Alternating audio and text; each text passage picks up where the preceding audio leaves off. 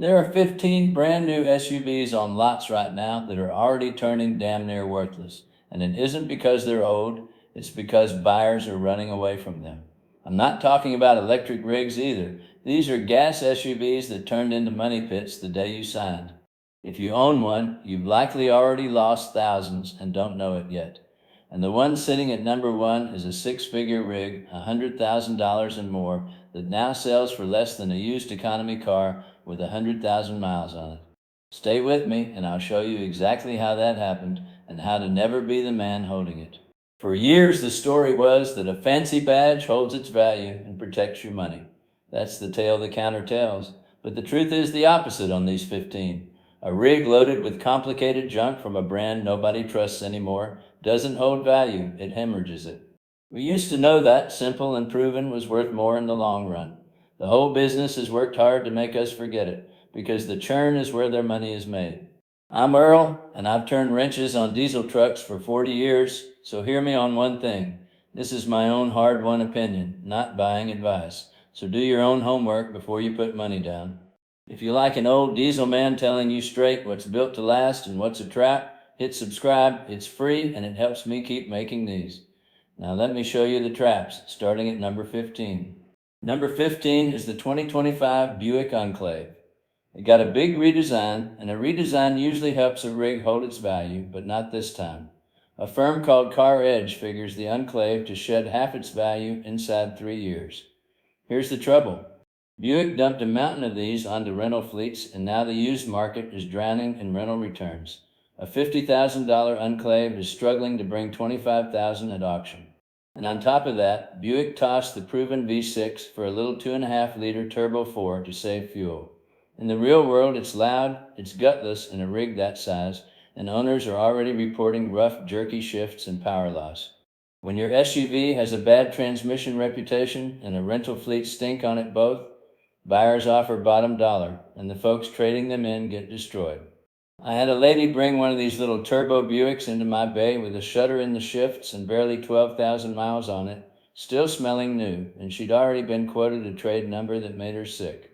There's your 2.5-liter Turbo 4 and a heavy 3-row rig working itself to death to do a job the old V6 did in its sleep. Here's your do it now, and it costs nothing.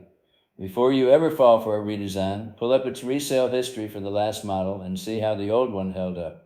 Whatever you do, don't buy the first year of a redesign, and don't touch one that spent its life as a rental. And if you think a mainstream badge bleeds bad, wait until you see the luxury ones. Number 14 is the 2025 Infiniti QX80. Infiniti redesigned it with a twin-turbo V6 and modern doodads. And in 2026, it's bleeding value at an alarming clip. Car Edge predicts 51% gone in 3 years from a sticker near $85,000. That's better than $40,000 vanishing while you make payments. Here's the brutal part. Luxury buyers in 2026 are flocking to Lexus and Cadillac instead, and Infiniti dealers are being folded right into Nissan stores. The brand's stuck in no man's land, too pricey to be common, not respected enough to be true luxury. A rig from a brand in retreat scares off every used buyer who thinks past next Tuesday. And a twin-turbo V6 and a rig this heavy is 2 more turbos to fail you down the road. 2 more expensive parts the old naturally aspirated V8 never made you worry about. And the next one shows what happens when you charge luxury money without the luxury. Number 13 is the 2025 Nissan Murano. Nissan tried to modernize its midsize SUV and instead landed in no man's land with the value collapsing fast. The core problem, it isn't luxury, but it's priced like it, $40,000 to $50,000 for a Nissan badge, and buyers just aren't biting. They grab a cheaper Honda or step up to a Toyota. Meanwhile, the new ones are piling up on lots with big discounts slapped on to move them, and here's the iron rule. When the new ones get discounted, the used ones get crushed overnight. One owner paid $47,000 new, and a year later was offered $32,000 on trade. 32% gone in a single year. Think of it as $15,000 set on the hood and lit with a match while it sat in the driveway, and the fellow never drove it anywhere but work. Whatever you do, don't pay near luxury money for a mainstream badge, because the market never will. And the next one adds a reliability nightmare on top of the money one. Number 12 is the Jeep Grand Cherokee. Consumer Reports rated it among the least reliable rigs going, and pair that with 52% value loss off a sticker around $55,000, and you've got a $28,000 hole. But it gets worse than money. The plug-in hybrid version got recalled for sudden power loss. Owners report the screens going black and taking the backup camera and climate with them, and one generation of these has been recalled 15 separate times. 15, that's not a typo. Between the electrical gremlins and the fat markups folks paid, plenty of owners now owe far more than the rig is worth. This is exactly the kind of complexity I warn men about every day. 15 recalls means 15 times the factory admitted in writing that they built something wrong and sent it out anyway. Your grandfather's truck had a points ignition you could fix with a matchbook cover on the side of the road. This thing has more computers than the rocket that went to the moon, and every one of them is a door for trouble to walk in. Here's your do it now. Pull the recall history on any rig before you buy. It's free and it's public, and a list like this one tells you to walk. And the next one proves changing the engine doesn't fix a broken reputation. Number 11 is the 2025 Nissan Armada. Nissan switched it to a turbo V6, but that didn't cure the core problem. Buyers are on track to lose near 54% of what they paid. The Armada was always the budget full-size rig, the one folks bought when they couldn't stretch to a Cadillac or a Yukon, and in the used market, that reputation follows it like a shadow. Start the price around $60,000, climb past $75,000 loaded, and when depreciation hits at that price, the dollar loss is savage. Add in the old V8 buyers who wanted the rumble and simplicity and instead got a Turbo 6 they didn't ask for, and demand drives right up. And the next one is a $90,000 rig that drives like a liability. Number 10 is the Jeep Wagoneer L. Its maker promised it would fight the Yukon and the Expedition. Instead, it delivers an electrical nightmare that loses 54% of its value in 3 years. It's a huge rig with a huge problem. It's flat unreliable, and in 2026, buyers are scared stiff of the repair bills once the short warranty runs out. A brand new example listed near $91,000 is worth around $54,000 after 18 months. That's better than 40% gone and counting. Owners are calling lemon law lawyers and getting stranded on road trips, and word travels fast in the age of the internet. I'll tell you what 40 years under the hood taught me. A big brand new rig with a brand new engine, a brand new transmission, and a brand new pile of electronics all at once is a gamble, because none of it has been proven on the road yet. You are the crash test. Let some other fellow spend $90,000 to find the bugs, and you buy the proven thing instead. Whatever you do, don't be the second owner of a $90,000 rig with a bad electrical reputation and an expired warranty. And now we get into the badges that have made an art form of losing your money. Number 9 is the Land Rover Range Rover Sport. Land Rover has mastered the trick of making expensive things worthless. Car Edge data shows it drops better than 55% in 3 years. Recent ones have been recalled several times for oil leaks, transmission trouble, and camera failures, and one recall involved the transmission losing oil pressure and slipping toward neutral while you're driving. The owner forums are full of air suspension failures and electrical headaches. One fellow called his beautiful but unreliable, and another said he loves how it drives when it works, which isn't often enough. That right there is the whole story of the brand, and it's a phrase I've heard in my own bay more than once, always said with the same tired look. A rig you can't count on isn't a luxury, friend. It's a worry with heated seats. And the next one is a dead model walking. Number 8 is the Jaguar F-Pace. Nobody's surprised to see this here. Jaguar said 2025 would be its last year, yet it's still limping into 2026, and I can't tell you why they bother. With 56% depreciation, owners lose near $30,000 in 3 years. But the real trouble isn't the rig, it's the brand collapsing in real time. Jaguar announced it's going all electric and killing off nearly all its gas models, which leaves F-Pace owners holding an orphan from a brand in full retreat. Why would anybody buy a used one when the warranty support, the parts, and the whole future are giant question marks? After 5 years, these can lose better than 70%. Here's a rule worth carving over your garage door. Never buy the last of a dying model, and never buy the first of a dying brand.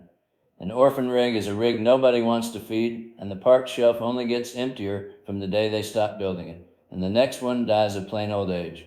Number 7 is the Dodge Durango. On paper, it still delivers. Rear-wheel drive, V8 power, real towing. But with 59% depreciation, a $62,000 Durango becomes a $25,000 rig in 3 years. The current design is just plain old.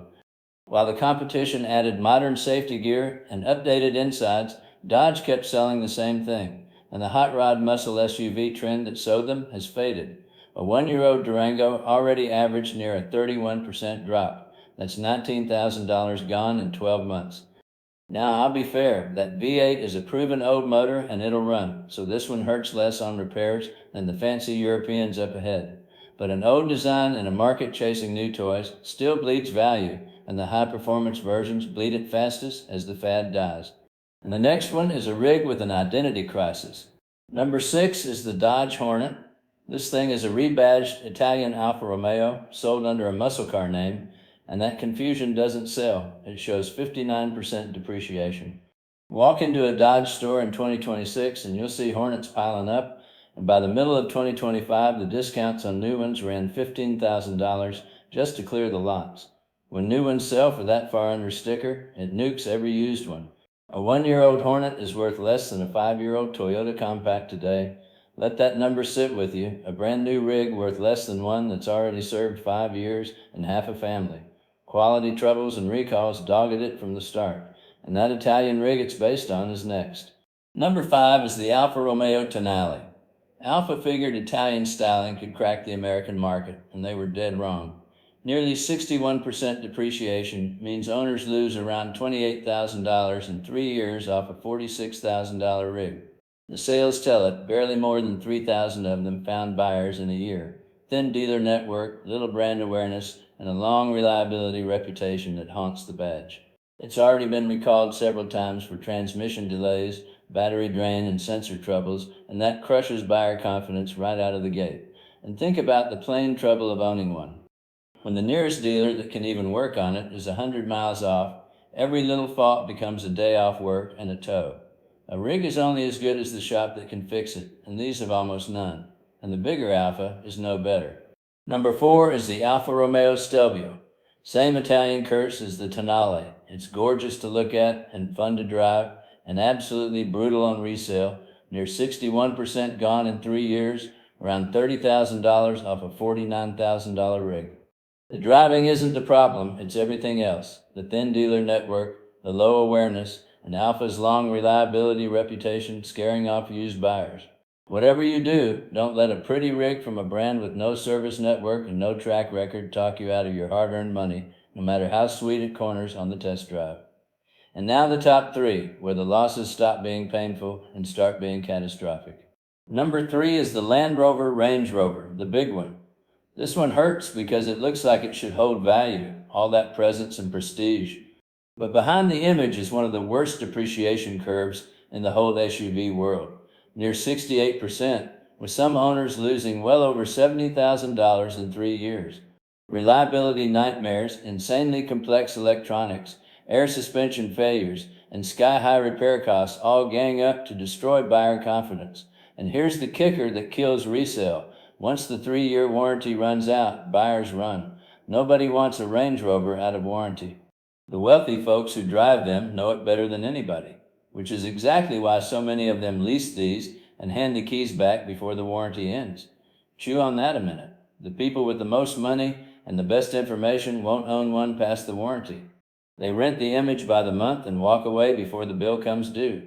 And the poor fellow who buys their 3-year-old trade-in, thinking he got a deal on a luxury rig, inherits every one of those repair bills the first owner was smart enough to dodge. And the last 2 are Italian, and they're the worst of all. Number 2 is the Maserati Grecale. Maserati's newest SUV is already their newest disaster, losing near 72% of its value in 3 years off a sticker of $70,000 to $85,000. It shares the same quality troubles plaguing its corporate cousins, and owners report electrical faults, software glitches, and dealer visits within the first few months of ownership.